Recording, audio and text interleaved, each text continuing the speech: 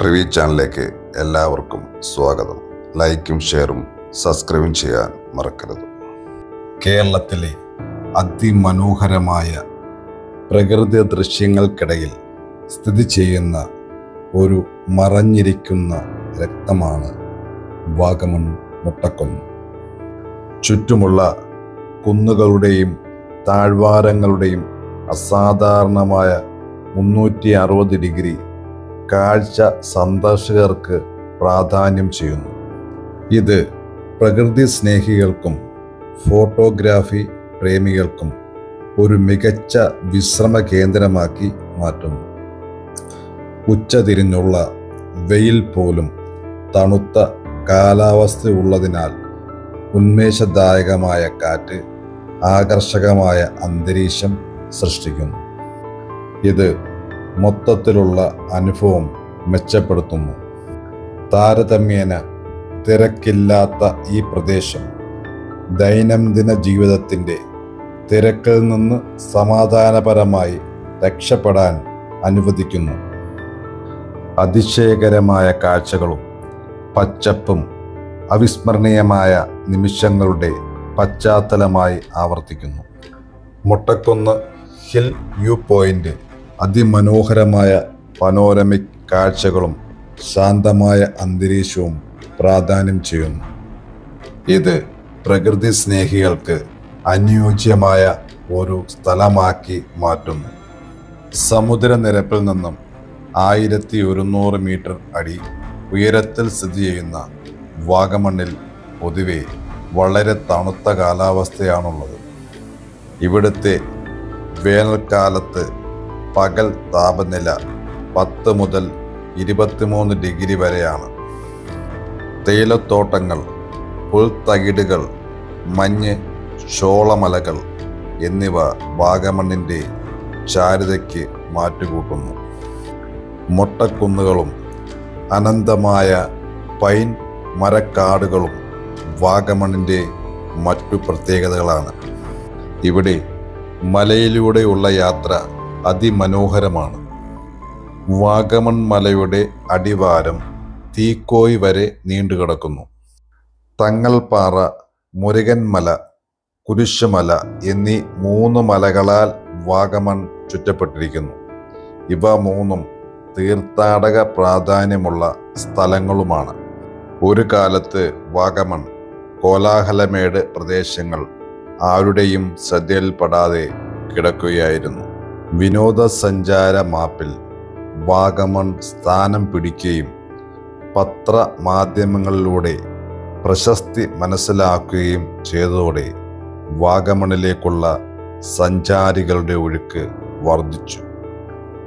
Pine മരക്കാടുകൾ സഞ്ചാരികളുടെ പ്രധാന വിശ്രമ കേന്ദ്രമാണ്. 20 വർഷത്തിൽ ഒരിക്കൽ വെട്ടിമാറ്റുന്ന ഇതിൻ്റെ പൾപ്പ് ഉപയോഗിച്ചാണ് കറൻസി അച്ചടിക്കാനുള്ള പേപ്പർ നിർമ്മിക്കുന്നത്. നൂറ്റാണ്ടുകളായി വാഗമൺ അധികം പര്യവേഷണം ചെയ്യപ്പെടാതെ കിടക്കുകയായിരുന്നു. ബ്രിട്ടീഷുകാർക്ക് ഇവിടെ തോട്ടങ്ങൾ ഉണ്ടായിരുന്നുവെങ്കിലും 1926 വാൾട്ടർ ഡങ്കനും കമ്പനിയും അവരുടെ തേയിലത്തോട്ടങ്ങൾ ആരംഭിച്ചപ്പോഴാണ് ഇത് പ്രസിദ്ധമായത്. 1930കളിൽ ഈ പ്രദേശത്ത് കൂടുതൽ തേയിലത്തോട്ടങ്ങൾ സ്ഥാപിക്കപ്പെട്ടു. 1940 ശേഷം തിരുവിതാംകൂറിൽ നിന്നും മദ്രാസിൽ നിന്നും ആളുകൾ വാഗമണിലേക്ക് കുടിയേറി. പിന്നീട് കേരള സംസ്ഥാന രൂപീകരണത്തിന് ശേഷം കേരളത്തിൻ്റെ വിവിധ ഭാഗങ്ങളിൽ നിന്നുള്ള ആളുകൾ ഇവിടേക്ക് കുടിയേറി. 1955 വാഗമണിൽ കുരിശുമല ആശ്രമം സ്ഥാപിതമായി. മലനിരകളെ പൂർണ്ണമായും പൊതിഞ്ഞിരിക്കുന്ന മൂടൽമഞ്ഞിൻ്റെ പടലം കീറി മുന്നോട്ട് യാത്ര പുറപ്പെട്ടു. പറഞ്ഞറിയിക്കാൻ പറ്റാത്ത അത്രയും സൗന്ദര്യം തുളുമ്പുന്ന വാഗമൺ കേരള സംസ്ഥാനത്തിലെ ഇടുക്കി, കോട്ടയം ജില്ലകളിൽ വ്യാപിച്ചു കിടക്കുന്ന പ്രകൃതി രമണീയമായ വിനോദസഞ്ചാര കേന്ദ്രം. നാഷണൽ ജിയോഗ്രാഫി ട്രാവലർ ഉൾപ്പെടുത്തിയ 10 വിനോദസഞ്ചാര കേന്ദ്രങ്ങളിൽ ഒന്ന്.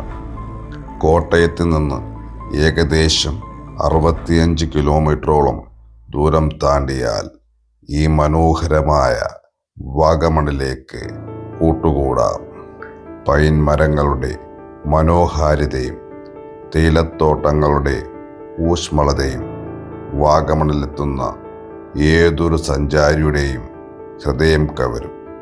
കരിമ്പാറ കൂട്ടങ്ങളുടെ ഓരം ചേർന്ന് വളഞ്ഞു പൊളഞ്ഞു കിടക്കുന്ന റോഡുകൾ, വാഗമണിലേക്കുള്ള യാത്ര സഞ്ചാരികൾക്ക് അവിസ്മരണീയമായിരിക്കും. യാത്രകൾ ഇഷ്ടപ്പെടുന്ന പലരുടെയും വീക്ക്നെസ്സാണ് ഹൈ റേഞ്ചുകൾ. കുളിരുള്ള ഹിൽ സ്റ്റേഷനുകളിലേക്കുള്ള യാത്രകൾ പറഞ്ഞറിയിക്കാനാവാത്ത മനോഹാരിതയുള്ളവയായിരിക്കും. വാഗമൺ എന്ന പേര് തന്നെ ഓർമ്മകളിലേക്ക് കുളിര് കോരിയിടും. നേരിട്ട് കാണാത്തവർക്ക് പോലും വാഗമൺ പ്രിയങ്കരമാണ്. അത്രയ്ക്കാണ് ഈ സ്ഥലത്തിൻ്റെ സൗന്ദര്യം. പറഞ്ഞാലും കണ്ടാലും മതിവരാത്ത മനം മയക്കുന്ന ദൃശ്യ ചാതുര്യം.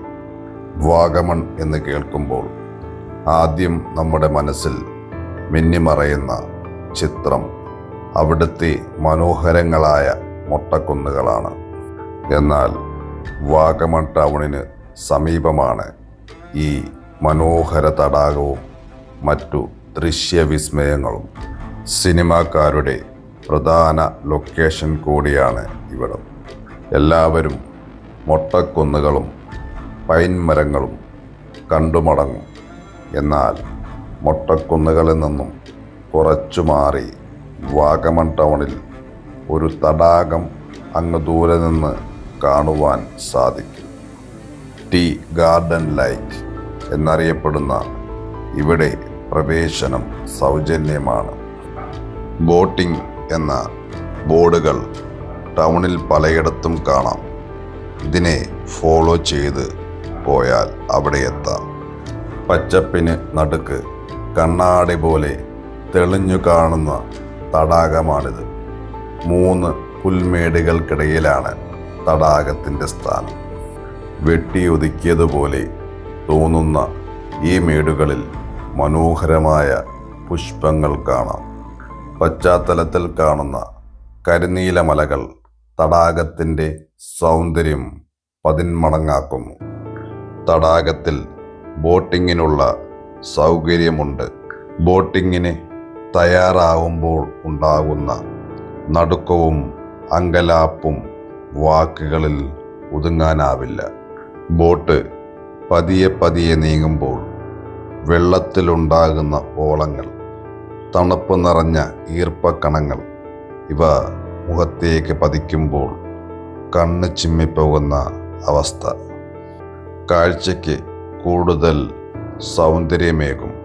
കണ്ണുകൾ ചുറ്റുമൊന്നോടിച്ച് നോക്കുമ്പോൾ മുന്നിൽ മാത്രമല്ല പുറകിൽ കൂടി കണ്ണുകൾ ഉണ്ടായിരുന്നുവെങ്കിൽ എന്ന് ആശിച്ചു പോകുന്ന നിമിഷം. ഏകദേശം 1.5 മണിക്കൂർ കൊണ്ട് ബോട്ട് സവാരിയോട് ബൈ ബൈ പറഞ്ഞു.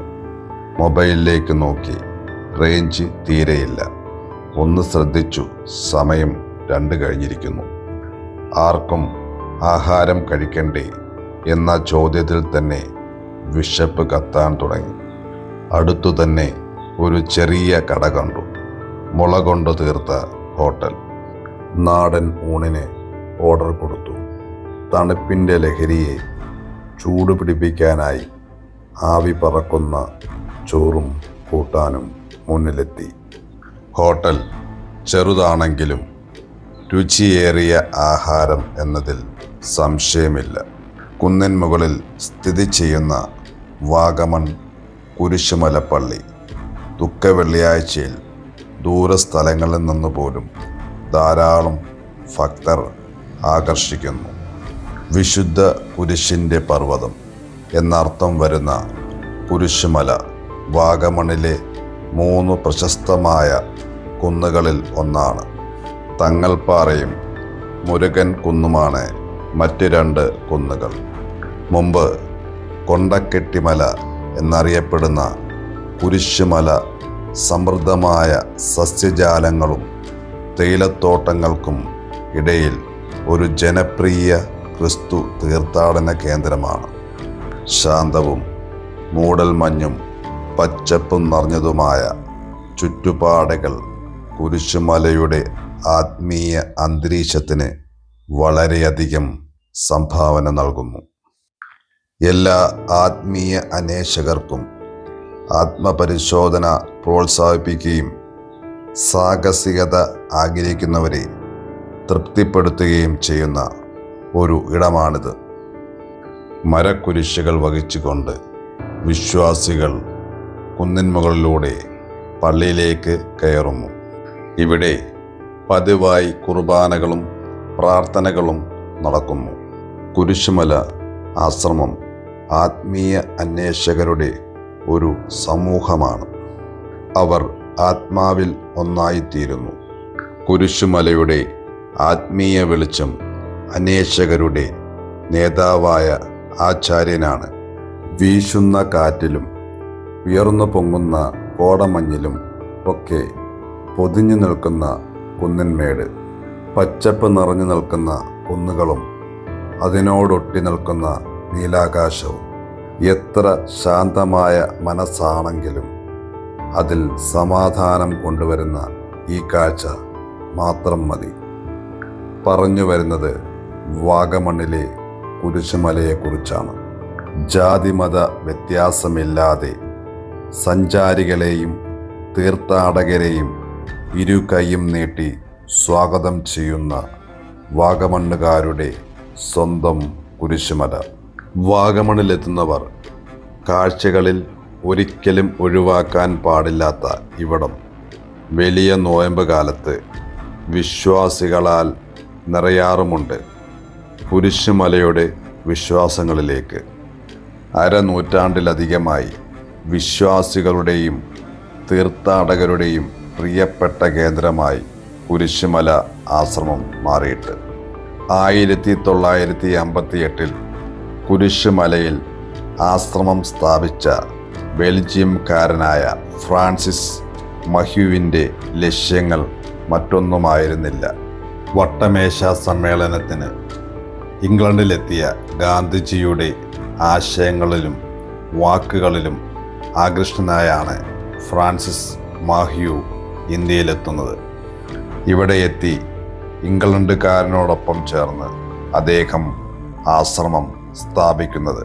ശാന്തസുന്ദരമായ അന്തരീക്ഷത്തിൽ പ്രകൃതിയോട് ചേർന്ന് നിൽക്കുന്ന ഇവിടുത്തെ അന്തരീക്ഷം വാഗമണിന് മാത്രം നൽകുവാൻ സാധിക്കുന്ന ഒന്നാണ്.